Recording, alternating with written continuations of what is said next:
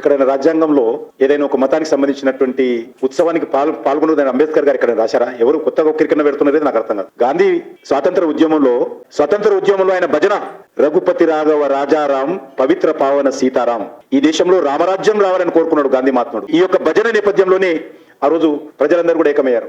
Trust కు సంబంధించిన విషయం, అది కాంగ్రెస్ పార్టీకో బీజేపీకి సంబంధించిన విషయం కాదు. అది బీజేపీ ఆఫీస్ లో మేము కూర్చొని ఇప్పుడు ఈ రోజు రామ మందిర నిర్మాణం జరగాలని మేము నిర్ణయించాం. అనేక సంవత్సరం ఇప్పుడు ఇది నిర్ణయించి కూడా ఆల్మోస్ట్ 2 సంవత్సరాల క్రితం ముహూర్తం ప్రకారం నిర్ణయం తీశారు. అది మేము ఎవరో నిర్ణయించారు. ఎన్నికలకు దానికి సంబంధం లేదు. ఎన్నికలు ఇంకా 3 నెలలు ఉన్నాయి. అది ట్రస్ట్ పూర్తిగా సాధు సంతులు కలిసి నిర్ణయించుకున్నటువంటి తేదీ. నరేంద్ర మోడీ హయాంలోనే దానికి భూమి పూజ కార్యక్రమం జరిగింది. నరేంద్ర మోడీ గారి హయాంలోనే దానికి సంబంధించినటువంటి విగ్రహ ప్రాణ ప్రతిష్ఠ కార్యక్రమం జరుగుతాం. అందుకే వీళ్ళందరికీ కడుపు మంట. ఒక పార్లమెంటు భవనం నరేంద్ర మోడీ గారు భూమి పూజ చేశారు. వారి హయాంలోనే పార్లమెంట్ భవనం ప్రారంభమైంది. కాబట్టి ఆ కడుపు మంట ఏ మందుతో తగ్గదు. కాబట్టి దానికి ఏం చేయలేము మనం.